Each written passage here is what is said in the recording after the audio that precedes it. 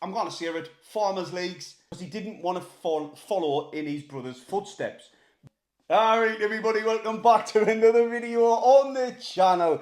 Now, before I get on with the rest of this, smash the thumbs up on here and subscribe if you're brand spanking new to the channel. Now it looks like Jobe Bellingham is set to sign for Borussia Dortmund. Now, I wouldn't have done this video because I did see it after Wembley. Me and Stephen's going to have a long break off and we were looking forward to it. And I've been enjoying it, let's be honest, I have. It was a long season, that. And it was a crazy roller coaster end of the season as well. But news like this, I've got to jump on here and give you a video, because when Fabrizio Romano tweets, it more or less means it's a deal done. Now, there's a few things about this deal I find a bit strange, and also the club. Now, the reason Jobe has Jobe on his back and not Bellingham, because he didn't want to follow in his brother's footsteps. But it looks like, other than a little sideways move to Sunderland, he's doing exactly that. Now, I cannot understand that, because he is literally following in his footsteps if he does sign for Dortmund. Now, it looks like also there was an agreement at the beginning of the season, at the beginning of his career at Sunderland, sorry, should I say, that if he goes to a bigger club, but the fee is less than his sell-on, he's still got the gun. Because his sell-on is, what, 35 to 40 million pound, but it looks like he's going to be gone to Borussia Dortmund for less than that, which that's a surprise. But with the main factor for me is that it's Dortmund. Now, that is following in his brother's footsteps, and as a footballer, you aspire to play in the Premier League, the best league in the world. That's not me being biased. You can ask any professional, that's what they all look at to go and play for. And then you get the other ones who do a sideways move again to the Saudis for the cash. But, looking at it, why would you not want to play for Sunderland in the best league in the world? Now, I understand. Listen, let's be honest. If we can finish just above the relegation zone on goal difference, we'll all be happy, because the teams that gone up for years now is the same teams what gone down. So if we can survive in the Premier League, job done. Now, does Jobe really be wanting to play in a league where he's going to be, you know, struggling to stay in the league? You never know. We might surprise some teams and we might do a Leicester. You never ever know. But regardless, does he want that? And then I understand what Dortmund can offer. They can offer Champions League football. They can offer a chance of winning trophies.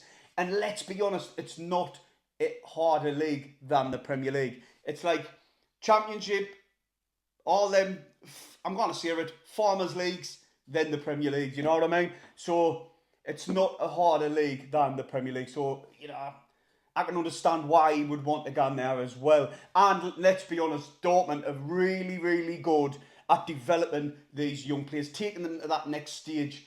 And our Sunderland are trying that way ourselves, and we've done outstanding. And that's another thing.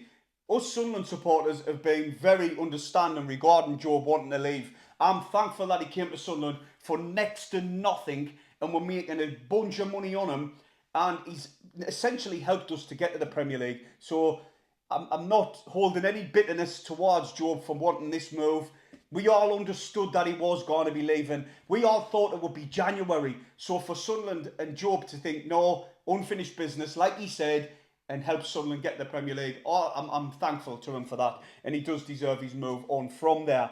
And it's just a weird one for me, with having his name Jobe on his back and then following in his brother's footsteps. He may as well have put Bellingham on the back if that's the case. That's just But I do understand that in the Premier League, there's more eyes on, more media attention, and they are going to be looking at the fact that it's his brother. So there's going to be more comparison, and it, you know, the parents might want to just be looking out for Jobe. So I do understand that as well. But listen, hats off to the people in with this deal. The likes of KLD, Speakman, Mike Dodds. He's played his part. He has played his part, because he looked after this kid when he was a proper kid, helped him through in Birmingham, brought him to Sunderland. He's played a massive part. There's no bones about that. All the people who have been involved with this deal, and the model, the model what no one likes to talk about. We're starting to see the benefits of it. We did with Jack Clark, brought him in for next to now, got 15 million. We're looking at it now. Brilliant deal. Ross Stewart, brilliant deal. Now with Bellingham, with Jobe, should I say, this is a good deal, regardless if he guns on for even more money. Now, we do have a sell-on clause. I think it's 15% with Birmingham. So, should they really just go and... pardon me. Should they really just go and... it was only a handshake. It was only a verbal agreement. Sack that. Let's get what we can. Let's take what we can from this deal from Dortmund, because Dortmund will still want him, because he turned down offers from Frankfurt and Leipzig. So I can still see us getting more than, what was it, 23, 25 million for him. I think we could push that and sack the handshake off. But I didn't think they will, because obviously Speakman works close with his family and a few other people at the club do, and I cannot see that happening. I think he will go for that, but obviously we've got to bear in mind Birmingham's 15% sell-on clause. So let us know, are you happy with this deal? I am personally. I think it's a really good deal considering how much we got for the lad. I didn't want to, do you know what, people will say, shit, he's on his brother, this, brother, that. Like, you do get them people who didn't watch him.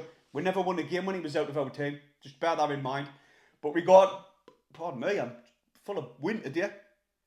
But regardless, it's a brilliant deal for the club, for us, but we must invest that money straight away in an experienced Premier League player, straight in that midfield.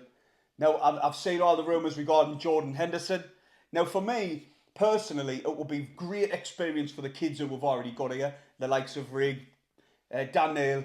He's a little bit more experienced, a little bit older than Rig, but still it will be great experience for them if he came to the club. And I probably still think he could do a job helping Sunderland stay in the Premier League regardless. And anyway, but and also other news, what you have seen the rumours regarding the new Hummel away shirt. Now, I absolutely love it.